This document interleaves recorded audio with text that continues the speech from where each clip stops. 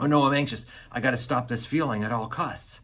Some of the false beliefs people have is if I don't stop this anxiety, it's going to increase indefinitely, or it's somehow going to click something in my brain and make me go crazy. I'll be running down the street with arms flailing if I don't get control of it now. These are all false beliefs. If you don't know this, you'll keep avoiding because you have this belief that it's going to go on indefinitely or spin out of control or cause maybe even your own death. All of that is false. Find yourself avoiding things because of anxiety? I mean, obviously the emotion of feeling anxiety is not pleasant, but the bigger problem stems from the avoidance that happens. Maybe you're not doing a job interview, maybe you're not applying to something, maybe you're not going to a party or socializing with people that you could have a good time with, or avoiding something to where if you didn't avoid that, you would benefit, and yet you're not getting the benefits because of the avoidance, because of the anxiety. Why am I holding this book up? That's me. I wrote the chapter in here. I edited the book with these other two guys, and I did the chapter on anxiety. And one of the parts in there talks about how to overcome anxiety if you find yourself plagued with it. The idea is to understand, take on a new belief that anxiety, while it is very uncomfortable, is harmless. Of course, long-term anxiety is not good for your heart and the stress that goes with it. But the real problem with anxiety is about the avoidance. Also, one thing that you need to learn about the emotion of anxiety is that it has a lifespan. It diminishes over time, even if you do nothing, except there is one thing you do have to do. You have to be in the very situation that causes the anxiety, if it's safe. So, criterion 1, if something is safe and at the same time you are very anxious about it, the way to beat that anxiety is to engage, get close to the thing. If it's an elevator, go in the elevator, stay in the elevator for 15 to 30 minutes, maybe sometimes 45 minutes, just ride it up and down.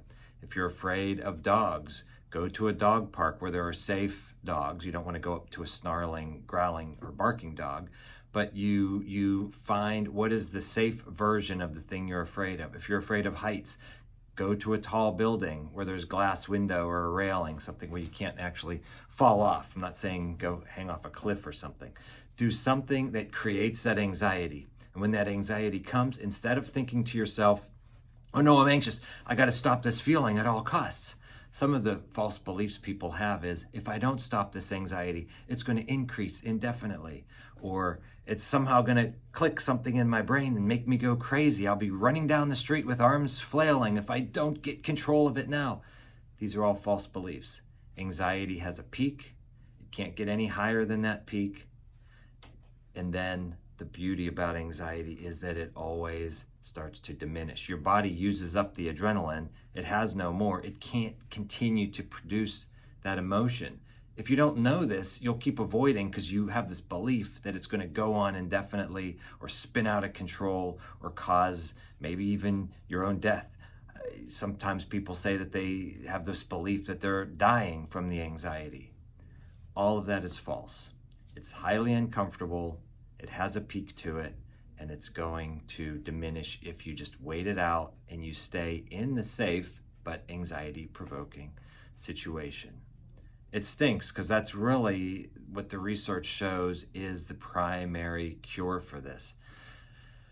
And almost nothing else works. You can change your thoughts about it, but all that does is actually get you to endure the anxiety in those situations long enough for the real healing to take place, which is to expose yourself to the very thing that's making you anxious.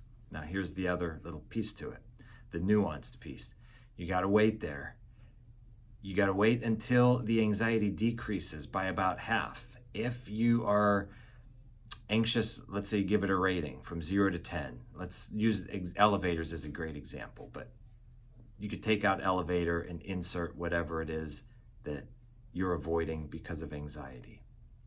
You go in the elevator, you rate how anxious am I in this elevator, and it's probably going to be a 10 if you're doing this exercise and you have an elevator phobia. You stay in that elevator until the anxiety reduces to at least 5, or if an hour passes, you can consider that a successful exposure therapy, an exposure experience. You can't just do it once though. You'll find that you're in the situation, the anxiety is down, you leave, you come back the next day, you could be to that same elevator, there's the anxiety again.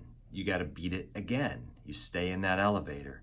Usually what people find is it doesn't go as high initially and it starts to dissipate sooner. And then the next day you do it again.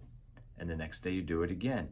After a handful of the exposure exercises, what people find is it doesn't produce the same initial anxiety and it keeps getting easier and easier, which propels them to do it more. It's a positive cycle. And then they don't have that phobia anymore. The brain actually changes to stop producing the fear chemical because the brain has learned this actually is not a dangerous situation. If it were, something bad would have happened. Nothing bad happened. Don't need to raise this adrenaline, the norepinephrine, the epinephrine, and they can it lowers the distress response. There's more to it. If you want to do this, it's totally safe because like I said before, you're exposing yourself to something that's not actually physically dangerous anyway. Anxiety, other than the uncomfortable emotion you experience, is totally harmless. If somebody said to you, oh, don't do this, you're dabbling with fire here, you might get yourself in a bind. Absolutely not. You are fine having anxiety. Experience anxiety all you want. Do things that cause anxiety as long as, remember, they're safe. Don't do risky things that cause anxiety. That's where you're supposed to get anxious and avoid those things.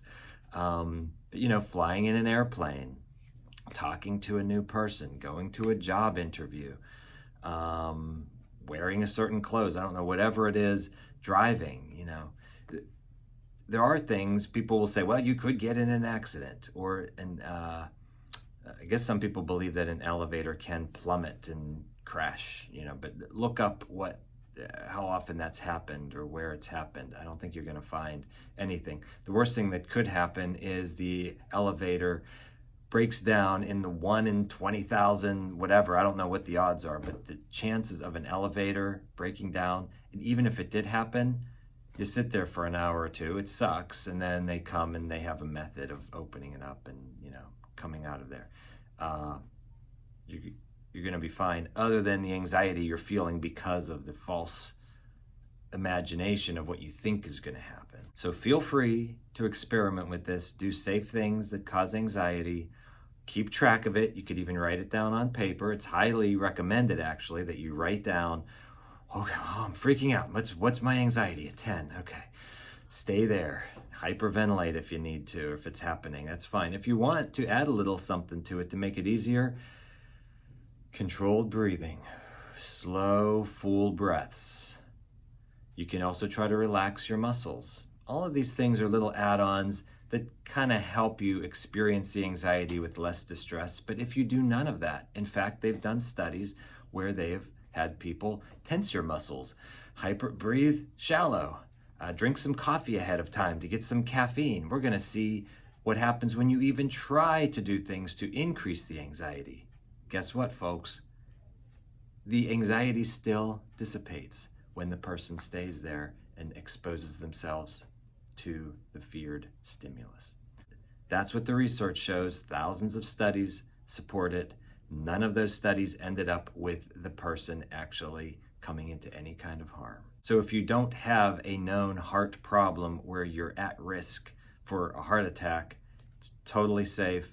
Your body's designed to be able to beat faster, beat harder, breathe faster. It's designed to do that for situations where you actually are in a dangerous situation. It actually helps you run away from an attacker or fight back if you need to. Quick example, I lived in a house that had a crawl space. You would remove this door from the outside of the house and you'd have to get down and you could kind of hunch over and you'd be under the house and you could see up, under the whole house there.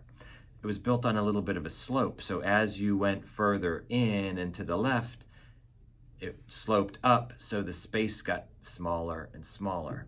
Well, I had to go around to these little vents and put this mesh on there.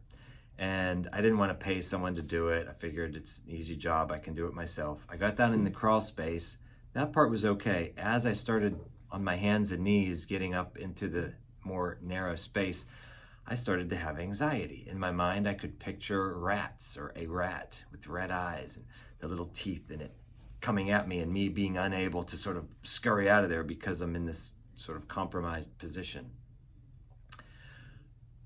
But my fear of wasting money on having someone else do a simple job was greater than my fear of that crawl space.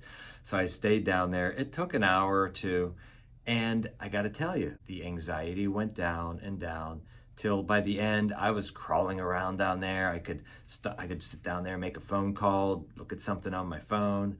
The anxiety was gone. Good luck. Let me know in the comments if you've had an experience where you've had to stay in a situation where you had anxiety, and let everybody know how over time that anxiety decreased. Try it yourself, leave comments. If you like this video, please hit like, subscribe to be notified, or hit the bell, do all those things, and I will see you in the next video. And remember, psychology works.